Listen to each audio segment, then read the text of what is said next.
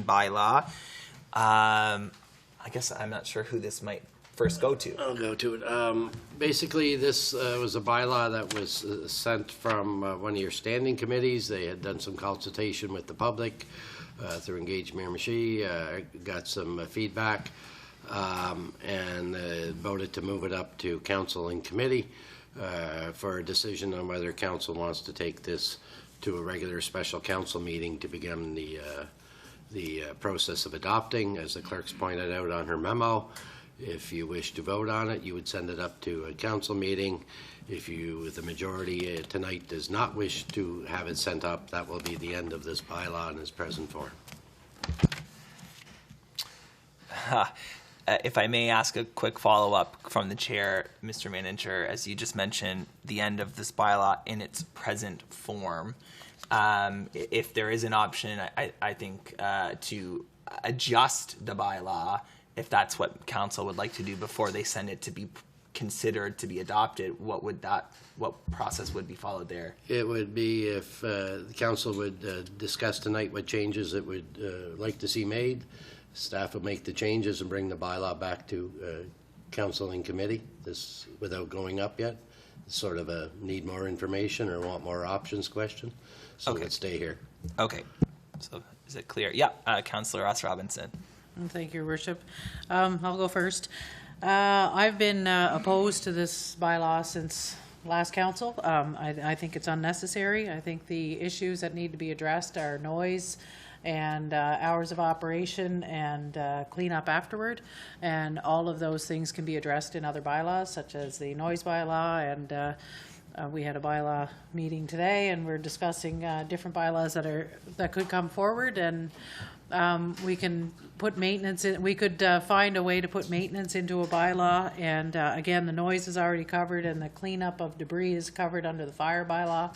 So personally, I think it should end here. I don't think there's anything within this bylaw that would be necessary to move forward to stand on its own, that the issues that needed to be addressed can be addressed in other bylaws. Thank you, Councillor. Councillor Harris. Yeah, thank you, Your Worship. Same recommendations as Councillor Ross Robinson. This bylaw was came back a few years ago. It was brought forward. We at the bylaw committee, we brought it up, started looking at it again. It was never meant to be a clear-cutting bylaw. How it got out that way, I'm not sure. We were never ready to tell people how to cut their lots or, cut 2 acres at a time. That's not what the city's, prerogative really. So, but I agree. The noise complaint would have to be. We're working on a bylaw for your residential, I guess. So buffers, I think, was mentioned last week by Councillor Johnson.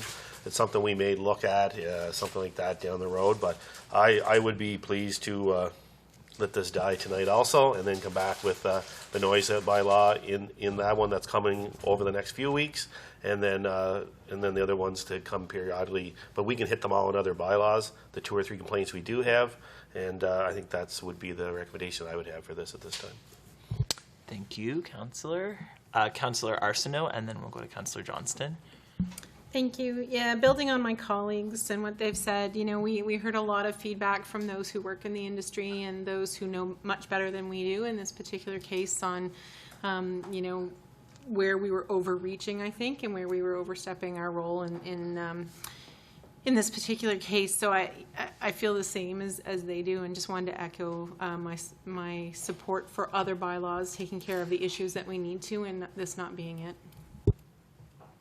Thank you, Councillor. Councillor Johnston.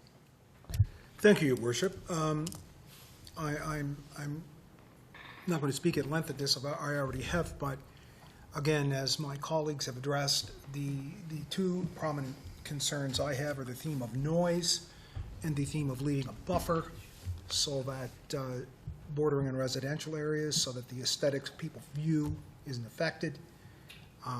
As I've stated before, I agree with the sentiment that bylaw is overarching. I think that we can deal with this through other means, and I concur with my colleagues in that this bylaw has no need to go forward beyond this point. That having been said, some good points were made in terms of the concerns that led to this bylaw coming into being, and that having been said, moving forward, we'll be cognizant of those concerns and make sure we put a proactive interventions in place so that they can be avoided in the future without the necessary overarching regulation of a full-fledged bylaw. Thank you. Thank you. Thank you, Councillor Johnston. I guess I would just offer a few comments as well and effectively agree with everyone. You know, my thought process is always when we get any concerns or issues from citizens, it's of course our job to look at those things. There were enough members of the last council who felt that this warranted, I guess, a more significant look in drafting up a proposed bylaw. You know, we've said from the beginning that this process, if you would, was about the clear-cutting bylaw, but also figuring out a process of how to generally work through bylaws, both new bylaws and amending bylaws. And I think we've learned a lot in terms of process as well.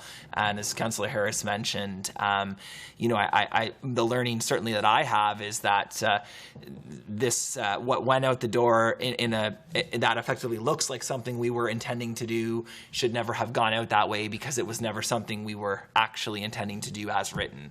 And so, but it did trigger a robust feedback from the community, which is what we were looking for.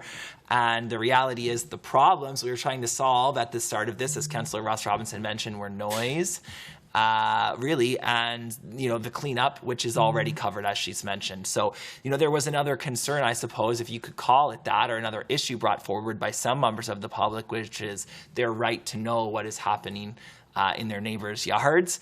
And that is something that ultimately I don't feel we should legislate. So people can knock on their neighbor's yard and go over and talk to them and find out. But certainly we will, and I'm committed. I'm a member of the bylaw committee as well, with Councillor Ross Robinson and Harris and DePlacy. But we are working then on the noise bylaw. That'll be one of the next to come to this table for everyone to consider. And I think we're all very confident that we'll address the noise concerns, and that bylaw will ensure that nobody is clear cutting next to residential neighborhoods at 4 a.m. on a holiday moving forward. And that was certainly something that shouldn't have happened, and we'll put in place the measures, but it won't be what's at the table tonight. So just a few thoughts from myself, and I'll see if anyone else would like to speak or ask questions. And if not, I'll call for a motion, be it a motion to adjust or a motion to terminate or send. No, it's got to go up to be. It's got to go up to be Voted on, yes or no, and unless council wants amendments made, yes. Right. Okay, but they can't just end the journey tonight. No, if the Okay. majority do not if there's no motion, or the majority do not pass that motion, the bylaw would end here tonight. So we need a motion to send it up that then Correct. gets defeated, Or Or no not. motion to send it up. or no motion at all. Okay, so is there a motion to send it up? Okay, is there a motion to amend? So there are no motions. I think it would be clear from the councillor's comments what this means, which is that this would be the end of the road, as the manager said, for this bylaw in this form. If anyone would like to propose a clear-cutting bylaw or any other type of bylaw moving forward, they'd have to bring it back starting at the beginning.